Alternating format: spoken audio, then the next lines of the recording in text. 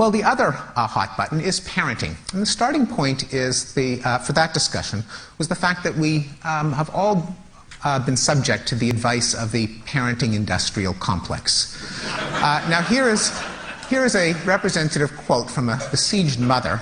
"I'm overwhelmed with parenting advice. I'm supposed to do lots of physical activity with my kids so I can instill in them a physical fitness habit so they'll grow up to be healthy adults. And I'm supposed to do all kinds of intellectual play so they'll grow up smart. And there are all kinds of play. Clay for finger dexterity, word games for reading success, large motor play, small motor play. I feel like I could devote my life to figuring out what to play with my kids." And I think anyone who's recently been a parent can sympathize with this mother. Well, here's some sobering facts about parenting. Most studies of parenting on which this advice is based are useless.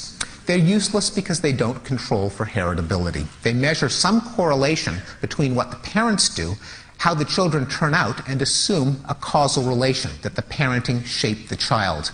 Parents who talk a lot to their kids have kids who grew up to be articulate. Parents who spank their kids have kids who grew up to be violent, and so on. And very few of them control for the possibility that parents pass on genes that increase the chances a child will be articulate or violent, and so on, until the studies are redone with adoptive children who provide an environment but not genes to their kids. We have no way of knowing whether these conclusions are valid. The genetically controlled studies have some sobering results. Remember the Malafert twins, separated at birth, then they meet in the patent office, remarkably similar. Well, what would have happened if the Malafert twins had grown up together? You might think, well, then they'd be even more similar, because not only would they share their genes, but they would also share their environment. That would make them super similar, right? Wrong.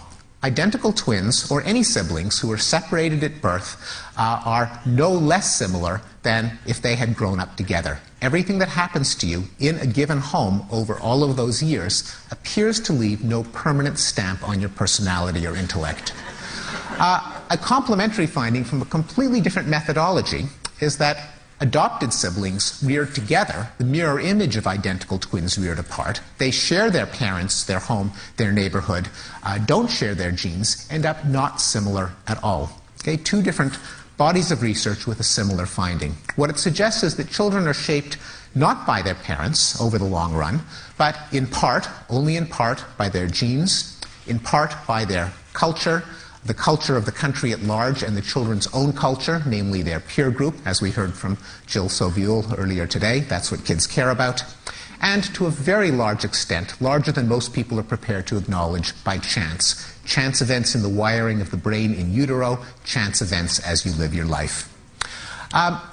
So let me conclude with just a remark to bring it back to the theme of choices.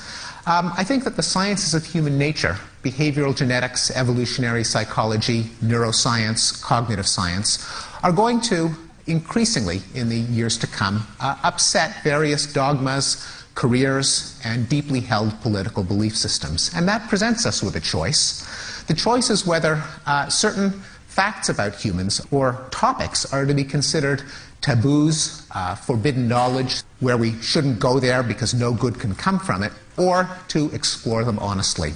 I have my own answer to that question, which comes from a great artist of the 19th century, Anton Chekhov, who said, "Man will become better when you show him what he is like." And I think that the argument can't be put any more eloquently than that. Thank you very much.